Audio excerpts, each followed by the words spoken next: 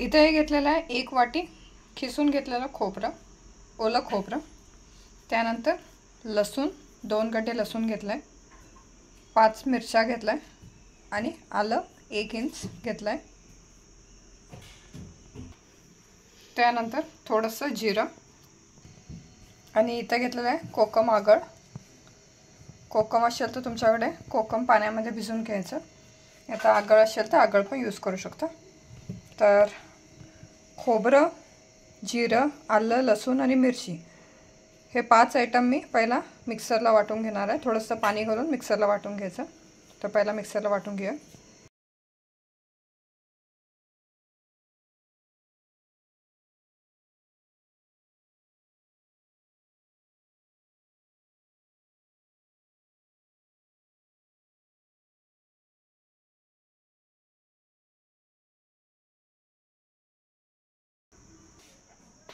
इथं मी अशी चाळण ठेवून दिलेली आहे आणि आता हे वाटून घेतलेलं ह्याच्यामध्ये घालायचं आणि ह्याचं पाणी सगळं गाळून घ्यायचं.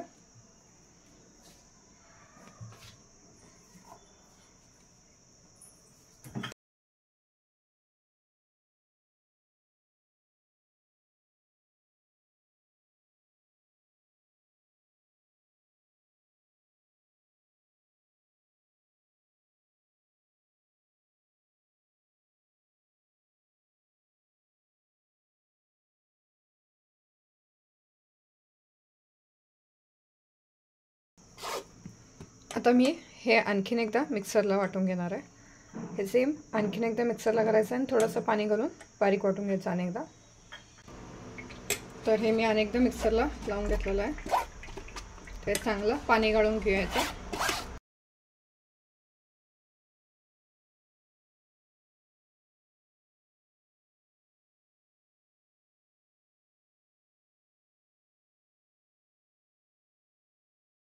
हे बघा, हे मी पूर्ण पाणी याचं काढून घेतलेलं आहे.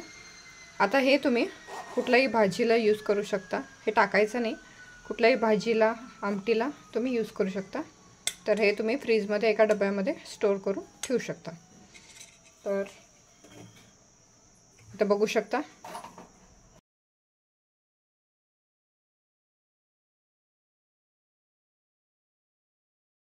आता यामध्ये थोडं पाणी ॲड करूया.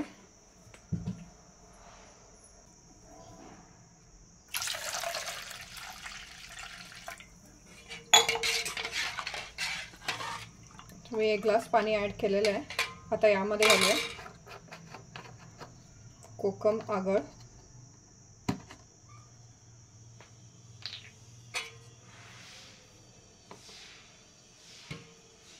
जवळपास 2 चमचे येते.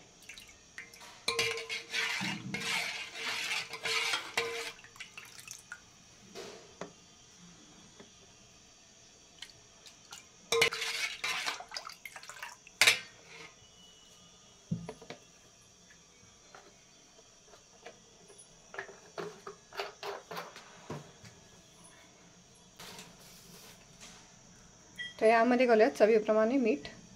मीठ चेक करून घाला.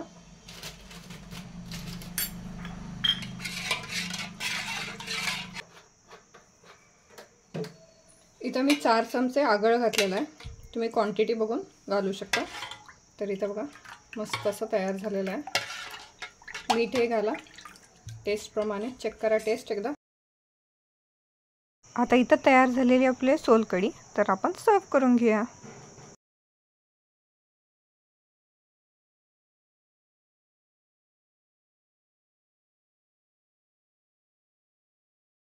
आणि इथं तयार आहे आपली सोलकढी. वरून कोथिंबीर घालून सर्व करा सोलकढी.